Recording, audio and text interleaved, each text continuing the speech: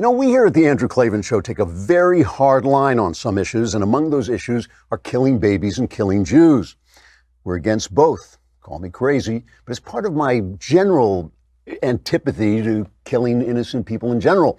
And yet increasingly, killing babies and killing Jews is beginning to seem an actual platform of the left. Why not? It's in keeping with their philosophy. Philosophy is a funny thing. Since at least the days of ancient Greece, philosophers have been figures of fun. They've been depicted as being unattached to real life and wandering about with their heads in the clouds. Aristophanes even wrote a comedy called The Clouds in 423 BC, in which he made fun of Socrates and other philosophers. And yet, ideas, philosophy, are powerful things. They're far more important to who a person ultimately is than his skin color and even his or her sex. As my brilliant friend Myron Magnet once said, people act out of the ideas in their heads. Philosophy leads to action. More and more, our friends on the left are acting out on the idea of materialism, the idea that equality between men and women can be measured in money, or that it's more important to spread the wealth than to ensure something immaterial like freedom and its key support, private property. But the idea of materialism has far-reaching ramifications, and among those ramifications, as we'll discuss, are killing babies and killing Jews. And as I say, I just can't get comfortable somehow with either. So we already saw that New York State celebrated a new pro-abortion law, which was passed. They passed this new law because they're afraid that the new conservative-leaning Supreme Court will overturn Roe v. Wade. That's their excuse, at least. I'm not sure that is anywhere in the cards. But if it does, abortion law will fall back to the states, and New York State, where they abort more black babies than are actually born, wanted to make sure that none of them escaped. They don't want those black babies running around free, so they wanted to make sure that they could kill as many as possible. So they passed a law that basically says that you can abort a child as it's being born, essentially. They have this very, very mealy-mouthed language. If it endangers the health of the woman. It used to be if it endangers the life of a woman, but that never happens. So they said if it endangers the health of a woman, you can abort the child, and who knows what that means. That's such an amorphous thing to say. It basically just makes abortion, it makes infanticide legal. I mean, that's basically what it does. It also repeals a law mandating that you give health care to a baby who survives a botched abortion. So in other words, before, if you had an abortion but the baby lived, you had to give it health care. Now you don't. Now, that was in New York State. Now, the Democrats in Virginia's House of Delegates have introduced a bill that is called the Repeal Act, because it would remove all existing restrictions on abortion in Virginia. And that includes permitting abortion in the last 3 months of pregnancy, eliminating informed consent. So, even young people can get abortions, and clinic safety requirements. I mean, basically, as a lot of the people who were involved in the movie Gosnell, to which I supplied the screenplay, a lot of people are saying, Gosnell, who was convicted as a serial killer, could basically now be Surgeon General of these states, because everything he did turns out to will now be legal in New York, and now they're trying to make it legal in Virginia. So here is a Democrat delegate. This is called the House of Delegates in Virginia, and this permits late-term abortions to be performed in outpatient clinics and removes pro-life initiatives such as ultrasound requirements, because you wouldn't want to look at the baby before you exterminate it. And this has got the support of Virginia's Democratic Governor Ralph Northam. So here is Democrat delegate Kathy Tran being questioned about the bill. You got to listen to this. I mean, listen to every word of this as she kind of dodges and ducks, but ultimately has to admit the truth. So how late in the third trimester would you be able to do that? It's very unfortunate that our physicians, witnesses, were not able to attend today to speak specifically. No, I'm talking about your bill. How late in the third trimester could a physician perform an abortion if he indicated it would impair the mental health of the woman? Or physical health. Okay. Okay. I'm talking about the mental health. So, through the third trimester. The third trimester goes all the way up to 40 weeks. Okay. But to the end of the third trimester? Yep. I don't think we have a limit in the bill. So,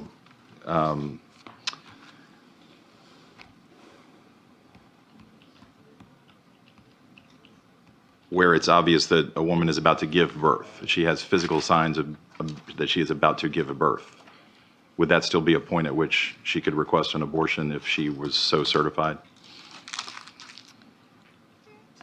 She's dilating.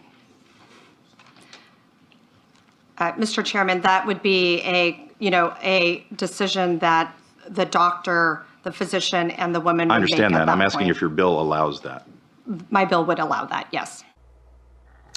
So that's infanticide, right? That's killing. I mean, there's no difference between a baby during labor and a baby after labor, after it's been born. There's no difference there whatsoever. And that's in keeping with the left's underlying philosophy. I've always said this, that underlying philosophies eventually come out and they eventually hold sway, that every philosophy basically takes itself to its ultimate conclusion. And that's why it's very important that your ideas, that you vet your own ideas, and that the political parties vet their ideas, and that you vet your political party's ideas, because they may sound good in that moment, but actually it is the underlying idea that will always hold sway and always win out. And the underlying idea of leftism and of Marxism has always been materialism.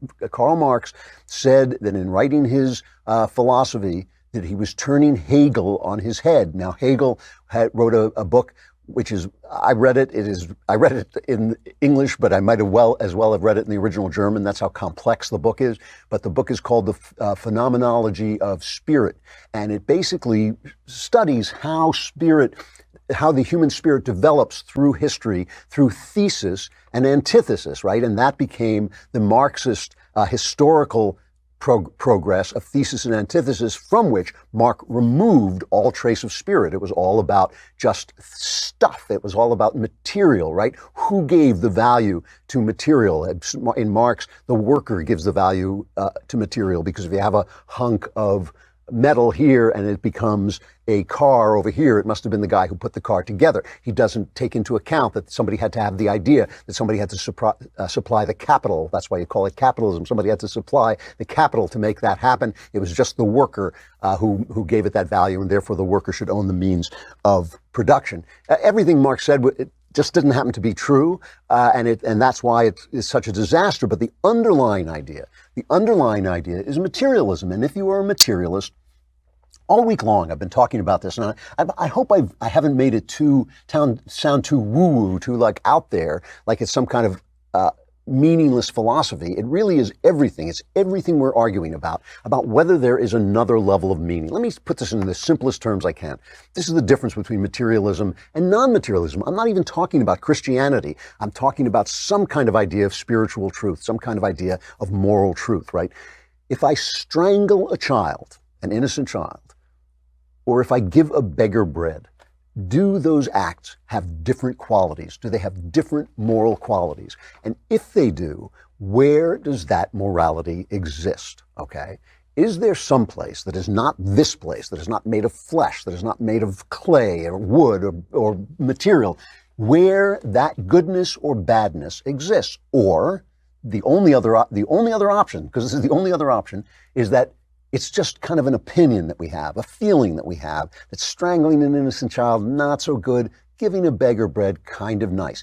If we lived on a planet, which we soon will if the Democrats continue on this path, if we lived in a planet where strangling an innocent child was a sport and everybody loved it and it was really fun, would it then be okay? Because there was no one there to say it wasn't, right? If everybody just said, this is great, or maybe the child who gets strangled didn't think so, but he was outvoted, would it be okay? Or do we believe, and I believe all of us actually believe this, that it is inherently bad? And if it's bad, where does that badness exist, okay? And what I say is that there is an immaterial realm. This is not supernatural. It is not supernatural to say that 2 + 2 = 4 is true whether you say it or not. It is instantiated, it becomes real when you take 2 pennies and 2 pennies and put them together and they're 4, but somewhere, perhaps in the mind of God, 2 + 2 = 4, whether you have those 2 pennies or not. The same thing is true about morality, right? The moral world exists, and it must exist in some kind of consciousness. I think you can't get away from God. This is one of the reasons, this is the central reason I converted. You cannot get away from the concept of God once you believe that there is a moral universe. Only, in my opinion, only the Marquis de Sade, who said basically, since there is no God, there is no morality, why don't we just torture each other for pleasure? Only he made sense as an atheist, as far as I'm concerned. So let's look for a minute at some of these underlying ideas that really are the underlying ideas of the left. For instance, I mean, I'm always getting hit for attacking feminism. It's not women's rights that I hit. It's feminism, this idea that somehow women are not succeeding if they're not succeeding in the realm of men, that men set the standards of success, hierarchy, being at the top of the hierarchy, making a lot of money, building businesses. And a woman's success in raising a child and making a home is somehow inferior, somehow enslavement. The other day I think it was on CNN, I believe it was Karen Tumulty from the Washington Post was saying it was offensive that Donald Trump should talk about Melania Trump making a salad. Women have something more to do than make food for men. But that's only true if making a salad is just making a salad. As every person who has who's had a home made for him knows, making food is love. You know, you are loved and you're taken care of, and somebody's doing something that matters to you spiritually, and that is why people, if you don't think people love their mothers, go up to somebody who's bigger than you and insult his, right, and see how far you get. People adore their mothers because they know that food, that home, that cleaning up after them sometimes, that even yelling at them is love. And that's a spiritual thing. If you're a materialist, though, you just say, well, wait, there's a disparity between how much a housewife is paid and how much a businessman is paid, so she is actually inferior. That's materialism. So let's take a look. I want to take a look at two of the biggest philosophers in this realm. I've talked a lot about Peter Singer, who's a bioethicist at Princeton. I'm sure you all know Richard Dawkins, the famous atheist. And you know, I hit Singer because Singer has talked about infanticide for babies who are terribly suffering. It's a debate you can have whether, if you're going to let a child die, should you just kill the child? I'm not going to call him out on that. But my problem with it, and I read one of his central essays on this. It's actually kind of a funny story. I read it because I was volunteering in one of those places where you read books for the hearing impaired, the reading impaired, people who can't read and they want to hear the book. So I would read books. I would volunteer to read books because I have a good voice. And so I would read these books, and his essay was one of the books that I read. So I'm still locked in this studio and I'm reading this and I'm getting sick to my stomach because the guy is basically saying, well, you shoot horses, don't you? So why wouldn't you shoot infants if they're in pain? And I'm getting more and more nauseous. I'm asking myself, should I be reading this? And then I thought, yes, I should be reading this because the people who can't see the book have every right to see these ideas. And so I'm not taking an issue on it. But I came bursting out of the studio feeling sick. And the guy who ran the place, who was kind of a big left-winger, said to me, what's the matter? And I said, I was just reading this book where this guy's basically consenting to infanticide. And he said, well, you're in favor of executing criminals, aren't you? And I thought, yeah, that's the whole problem there. Like, he can't tell the difference between a baby and a mass murderer because he's a materialist. If you are in favor of killing one kind of person, then why not another kind of person who hasn't done anything? That's materialism at work. So let's take a look at Dawkins and Singer discussing what makes human beings human beings. This is cut number 14. We recognize that we are animals. And of course, once we recognize that, then we have to ask the question, well, what's so different about us? I mean, admittedly, we have capacities to reason and to use language that exceed any non-human animals, although I do think some non-human animals can reason to some degree and can communicate in various ways. But, I mean, that's not enough. For me, what's crucial is that we share with them the capacity to suffer. What's that famous quote from Bentham? Right, yes. He says, he asks what can trace what he calls the insuperable line between humans or beings that matter, that count morally, and beings that don't. And he says, well, suppose it was reason or something. He says a horse is more reasonable than a human infant. And then he says, but suppose it were otherwise, why would it matter? The question is not whether they can talk, nor whether they can reason, but can they suffer? Can they suffer? Yeah, I think that's crucial. Jeremy Bentham, who Jonathan Haidt takes down in his book, was a utilitarian. He believed that good and bad could be measured by whether it did the most good for the most number of people. He was a loon, and Jonathan Haidt points out that he was probably on the spectrum of autism and was not able to feel. I believe it's autism, where we wasn't really able to feel compassion for other people. So they're saying that suffering is what makes us people. But that, of course, is absurd. I mean, if you can't tell the difference between a person and a dog, and I say dog because I love dogs, if you can't tell the difference between a person and a dog, you really aren't you're thinking in such materialist terms because suffering is a material thing, but surely the Sistine Chapel and a dog chasing a bone are different orders of being. They are hints that we are living in different orders of being, even though we are indeed animals. So what is the conclusion they come to when they just define morality in terms of suffering? Because after all, you might be a person who doesn't suffer. You might be like the villain in that book of the girl with the tattoo who doesn't feel pain. Would it then be all right to kill you? So what's their conclusion then? And all these guys love animals more than they love people. Let's cut 13. Abortion debate, people sometimes say it's absolutely crucial when the embryo can first feel pain, and they look at things like the development of the nervous system. What I've always felt about that is no doubt it's true that we should worry about that, but a human embryo, when its nervous system is just developed, can almost certainly feel far less pain than an adult non-human animal. And therefore there is a massive inconsistency between people who place great weight upon the exact moment when the human embryo starts to feel pain. Well, indeed, that's absolutely right. I think that certainly a pig or a sensitive animal like that would be much more aware of its circumstances and capable of feeling pain than a human embryo. And the other thing that's relevant to the abortion issue is that I think for any woman, having an abortion is a serious decision that she will only do if she has something quite important at stake. Whereas, I mean, people who prepared to just go into the supermarket and buy some ham don't need to do that at all. They could easily eat something else. It's amazing how irrational that is. This guy's a Princeton bioethicist. It's amazing how irrational that is, because why? First of all, it's just not true. I mean, researching the movie Gosnell, I found that there are plenty of women who have casual abortions, and so he's just not representing human beings accurately. But why is it an important issue? Why is it an important issue to have an abortion? What's important about it?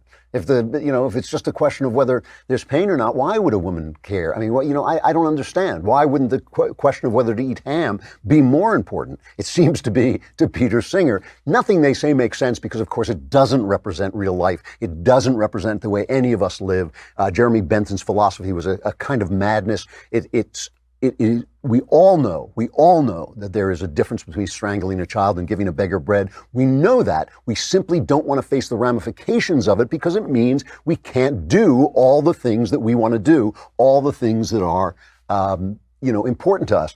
What does that have to do with the Jews? Why is there so much anti-Semitism on the left? Well, I think the answer is obvious. But before I get to that, speaking of Jews, Ben Shapiro has a new book out, The Right Side of History. I read it. You should read it too. It comes out March 19th. But if you head over to rightsideofhistorybook.com, rightsideofhistorybook.com, you can get your own copy this very moment. It's a great read. Really it is. And you'll be glad you did. And it's really Ben's kind of magnum opus, his take on all of Western history. So very, very interesting. But what's it have to do with Jews? Well, of course, the Jews are the people who undergirded Western civilization with this philosophy, with this idea that there was another level of meaning, that it was in the mind of our Creator, that our Creator was the source of all good and all life. And we have been yelling at them about it ever since. Even the idea that the Jews killed Christ is a projection of our own guilt of what we're trying to get away from. We all know that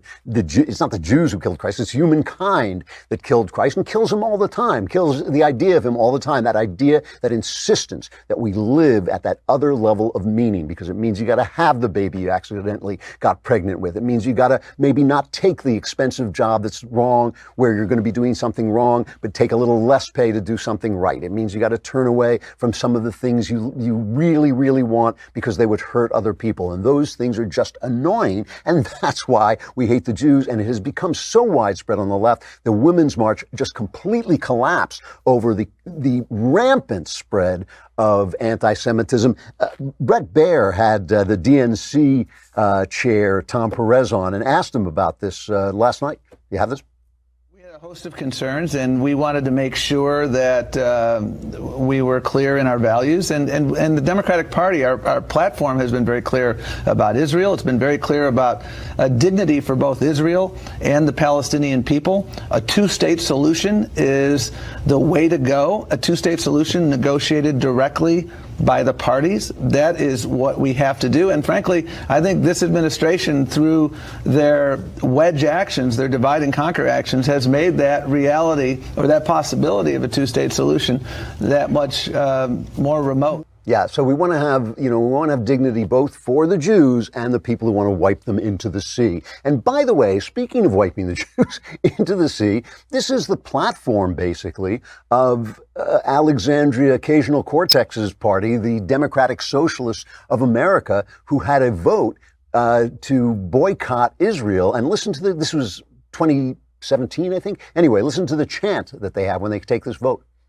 All those in favor of the resolution, raise your voting cards.